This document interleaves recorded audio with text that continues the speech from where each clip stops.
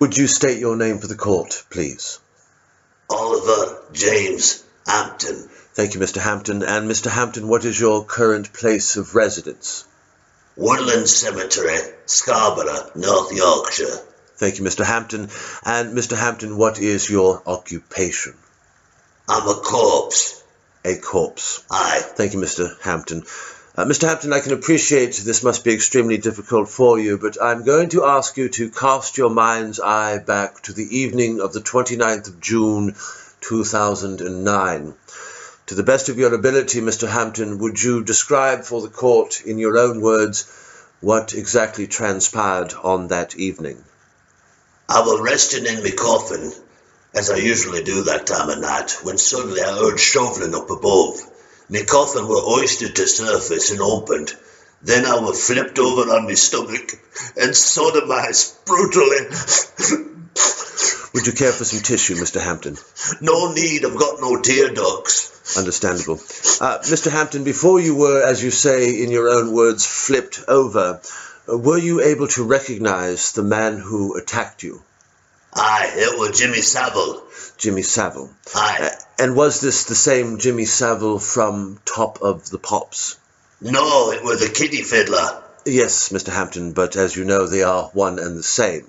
Oh, are they? I didn't know that. Yes, yeah. I forgot. The news probably does not travel as quickly in your circles as it does here in... Not where I live. Understandable.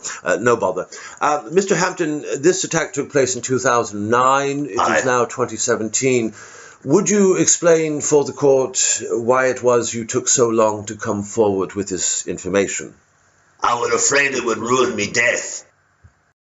Oliver Hampton's story is only one of all too many, as residents of Woodland Cemetery are coming forward with allegations of necrophilia against the late Jimmy Savile, with some even alleging the attacks have increased since Savile died. I spoke to some residents earlier, and here's what they had to say. We had a peaceful community here till Savile moved in. I'm really nervous because I died when I was 7. Cremate the cunt.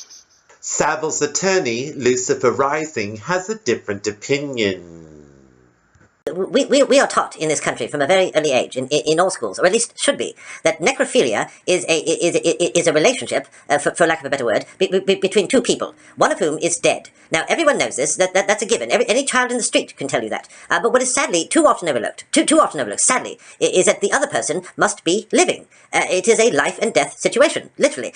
So, whatever my client may have done before he died is certainly one thing, but certainly he can't be held accountable for anything that has happened since he's died. That is something supernatural, and it is not something for any law court in this world to decide. It is a matter to be taken up in the beyond.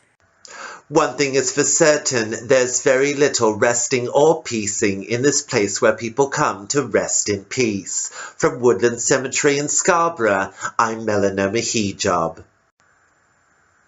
Melanoma Hijab in Scarborough. Now just time for a quick look at the weather.